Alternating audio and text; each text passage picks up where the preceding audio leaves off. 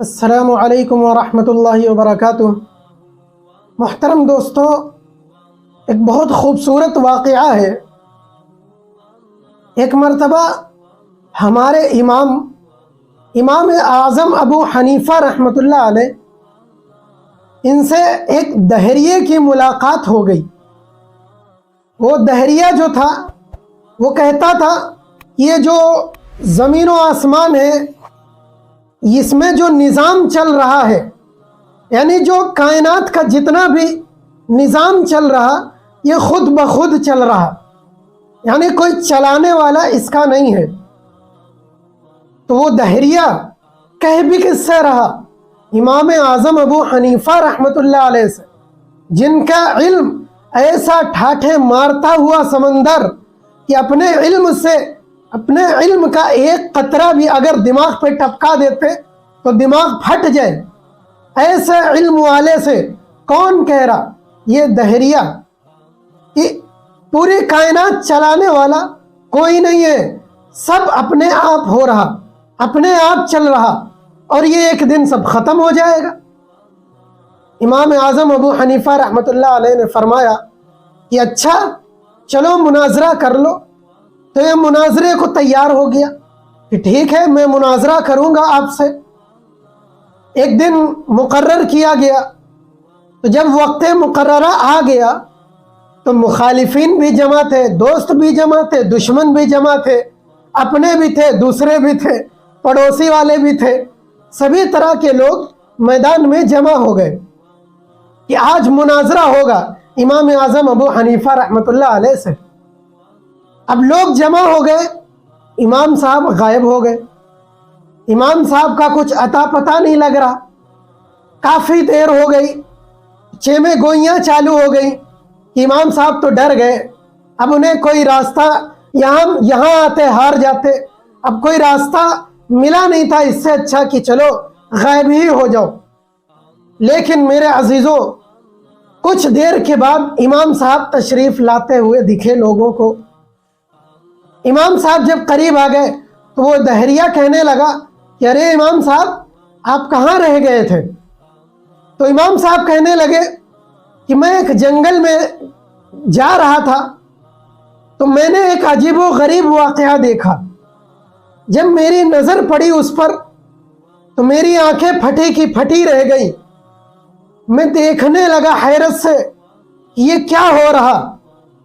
وہ واقعہ کیا ہوا کہ میں نے دیکھا کہ ایک درخت موٹا تازہ وہ خود بخود گرا اور خود بخود وہ کٹنے لگا۔ اس کے بعد خود بخود پٹرے بننے لگے، اس کے بعد خود بخود ایک جڑنے لگے، یہ تو ایک کشتی تیار ہو گئی۔ پھر خود بخود وہ کشتی پانی میں اتر گئی، پھر خود بخود وہ کشتی ادھر سے ادھر کے مسافر کو ادھر اور ادھر سے ادھر کے مسافر کو ادھر لانے لے جانے لگی، اور پھر خود بخود وہ کرایہ بھی وصول کرنے لگی۔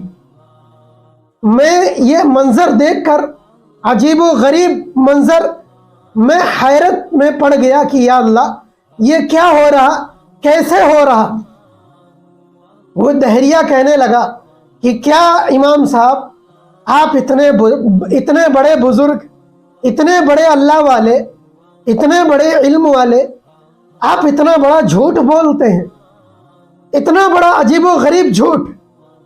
مجھے تو تعجب ہو رہا آپ کے اس جھوٹ پر۔ امام صاحب کہنے لگے وہ کیوں؟ میں جھوٹ نہیں بول رہا۔ تو کہنے لگا جی ہاں آپ جھوٹ بولتے ہیں، بھلا خود بخود کیسے پیڑ گرے گا، خود بخود کیسے پٹرے کٹنے لگے گے، خود بخود کیسے پٹرے بنیں گے، خود بخود کیسے ناؤ بنے گی، خود بخود کیسے وہ چلنے لگے گی، خود بخود کیسے مسافروں کو لانے لے جانے لگے گی، یہ کیسے ہو سکتا؟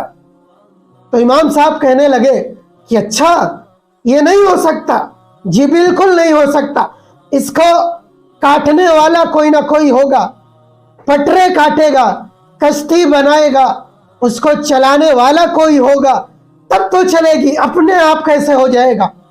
تو امام اعظم ابو حنیفہ رحمۃ اللہ علیہ فرمانے لگے یہ تو چھوٹا سا کام تھا، چھوٹا سا کام، پٹرے بننا، کشتی بننا، پانی پر چلنا، یہ چھوٹا سا کام ہے۔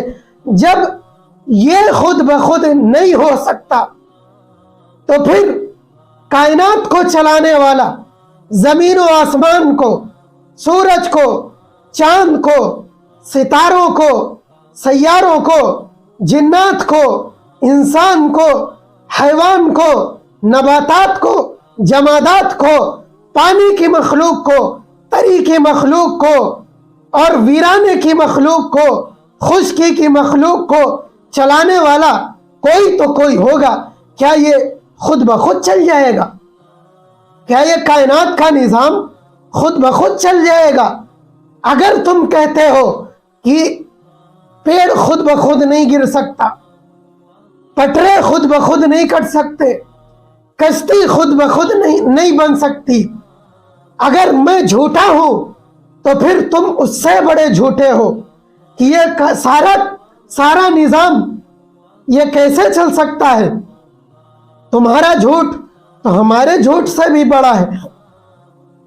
میرے عزیزوں، جب یہ باتیں، یہ واقعہ امام اعظم ابو حنیفہ رحمۃ اللہ علیہ نے بیان کیا تو وہ جو دہریہ تھا وہ کچھ بول نہیں سکا، نظریں جھکا لیا، اور پھر وہ اپنی باتوں سے توبہ کر کے وہ مسلمان ہو گیا۔ میرے عزیزوں، دوستوں، آپ سوچئے ذرا، اتنی بڑی کائنات کو چلانے والا کوئی نہ کوئی تو ہوگا، ایسے کیسے چل سکتا؟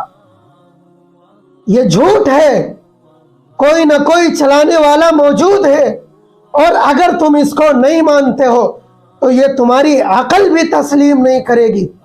بہت سی مثالیں ہیں، اگر میں ان کو پیش کروں تو تم مانو گے۔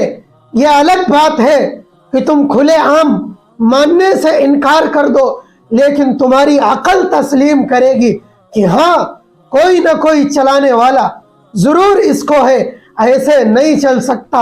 اللہ رب العزت ہم سب کو صحیح سمجھ عطا فرمائے۔